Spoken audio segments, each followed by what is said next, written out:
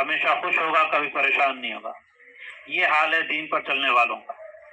اور جس کی زندگی اپنی مرضی جی چاہے خواہشات والی ہوگی، دنیا کے اندر چند دن مادی چیزوں سے فائدہ اٹھا لے گا اور موت سے اس کی ناکامی کا سلسلہ شروع ہو جائے گا۔ ملک الموت علیہ السلام کے ہاتھ کے اندر ایک جہنم کا گندا بدبودار ٹاٹ ہوگا، دوسرے ہاتھ میں جہنم کے دہکتے ہوئے انگارے ہوں گے۔ اس منظر کو دیکھ کر وہ اپنی ناکامی کو سمجھ جائے گا اور اس کے ساتھ سختی کا معاملہ کیا جائے گا۔ قبر میں آگ لگا دی جائے گی، میدان حشر میں ذلیل ہونا پڑے گا۔ اللہ پاک ہم سب کی حفاظت فرمائے۔ ایسے لوگوں کے لیے اللہ نے اپنا قید خانہ بنایا جس کو جہنم کہتے ہیں۔ ان باتوں کو پڑھنے کے بعد،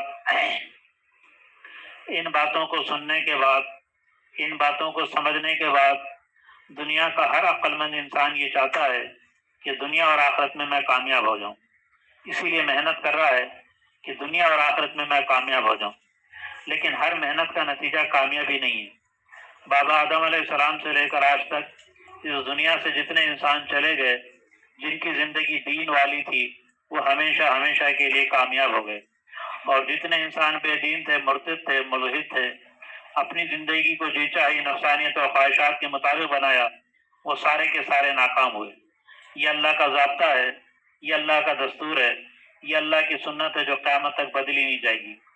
آج سے لے کر قیامت تک جتنے انسان دین والے ہوں گے وہ سارے کے سارے انشاءاللہ کامیاب ہوں گے۔